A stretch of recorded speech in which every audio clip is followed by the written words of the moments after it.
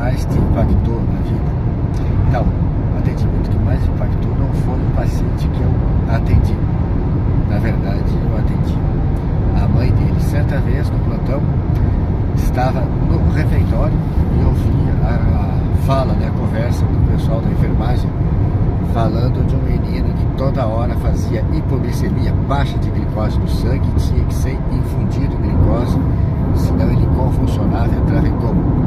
Até que uma das enfermeiras falou, coitadinho, fazendo um raciocínio clínico, o inverso, né, errado, coitadinho, será que ele não tem diabetes? A mãe dele tem diabetes e até insulina usa. Aí, tum, desportou na minha cabeça.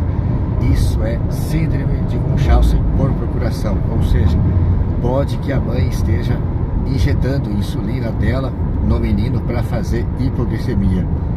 Acabei de comer e fui até a pediatria do hospital, ali no plantão, conversar com a colega pediatra e falei sobre isso quando ela abriu a boca, falou, a filha dela com 1 aninho morreu ano passado nos braços dela por hipoglicemia. Esteve internada 1 semana na UTI, ficou bem, o dia que foi pro quarto ela tocou a campainha, a enfermeira já encontrou morta nos braços dela. Então, provavelmente essa filha menor ela conseguiu. E o menininho tinha 4 anos. E a pediatra pediu, vai lá ver comigo, menino, fui, fomos lá ver. E eu notei que a mãe ficou extremamente incomodada quando eu cheguei à beira do leito, mas não lembrei de nada até aí.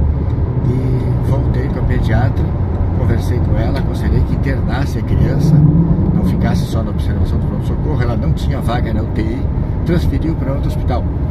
E eu anotei o nome do menino e o nome da mãe e guardei comigo. Acabou o plantão, 7 horas da manhã, saí do hospital e fui para o consultório. Ainda não tinha o prontuário web, né? E entrei lá, entrei com o nome da mãe no meu prontuário, bingo, estava lá o nome da mãe.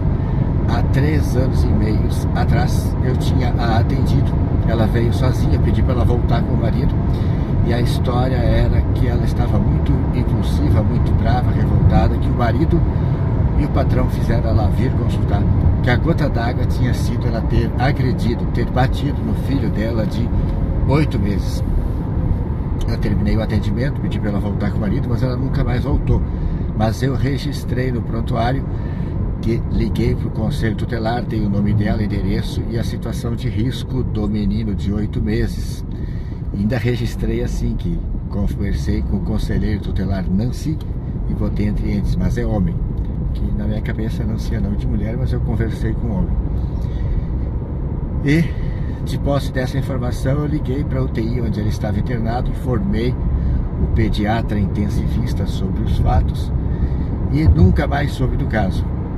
Acredito que 1 ano depois eu recebi uma intimação para ser perito de fulano de tal e outros. Consultei o nome de fulano de tal no meu prontuário eletrônico, não estava lá, aceitei a perícia. Então o cartório me mandou um processo, cópia do prontuário, enorme. Quando eu fui consultar o processo, eu descobri que o fulano de tal era o marido da paciente e os outros era para examinar ela. Naturalmente, eu estava impedido de ser perito do caso, né? Tinha aceitado, tinha que informar isso ao juiz. E todo mundo sabe que a gente tem uma regra geral, uma lei geral, que nós devemos sigilo a respeito dos nossos pacientes. Mas a lei especial derroga, ela suplanta a lei geral. E no caso do Estatuto da Criança e do Adolescente, né, o chamado ECA, o médico e o profissional de ensino, né, o diretor de escola, ele é obrigado a informar situações de risco de uma criança, né, suspeitas, confirmadas ou não, de alguma negligência contra a criança, tem que ser informado. Então, essa história que eu estou contando aqui, eu informei nos autos e para o juiz e declinei de ser perito do processo. Aí nessa ocasião, olhando o processo, eu descobri que eles saíram da UTI já com o poder familiar destituído. A criança foi ficar com uma tia e eles, para eles impressionar a opinião pública contra o juiz que tirou o poder familiar deles, eles ficaram todo final de ano ali nas festas, no recesso do judiciário, eles ficaram acampados na porta do fórum da cidade, para impressionar a opinião pública. Mas o que tem de psicopatológico por trás disso é que ela, lá na consulta, ela já tinha me revelado que ela tinha contraído diabetes na gestação, e que por causa que ela ficou grávida aos 17 anos, ela teve que se casar com um velho, as palavras dela, que o marido era mais velho que ela, e ela tinha esse filho diabetes agora. Então via-se na conversa dela que ela culpava essa criança, que na época tinha 8 meses, na época da internação, que estava sendo injetado insulina nele, ele tinha já 4 anos. Então na cabeça dela era culpa tudo desse menino, ela ter engravidado dele, por causa dele ela tinha diabetes. E depois daquele meu atendimento, ela teve uma outra filha, que essa teve o fim triste de morrer na internação, quando voltou para os braços da mãe.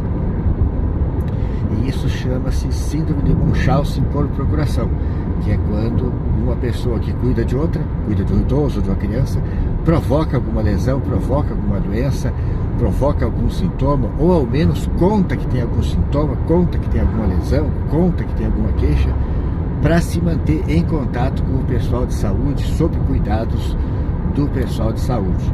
E isso é uma maldade que faz com o outro, é um transtorno, mas não é um transtorno inimputável. A pessoa vai ser processada e arcar com as consequências desses atos, porque ela é luz, ela sabe que o que está fazendo está errado, mas ela faz porque geralmente ela se sente bem por estar em contato com o pessoal de saúde, ou por sentir-se assim que está enganando todo mundo. Ninguém sabe o que ela está fazendo. Tinha atendido muitos outros casos de síndrome de Munchausen próprio, né? Mas por procuração, esse foi muito marcante para a gente.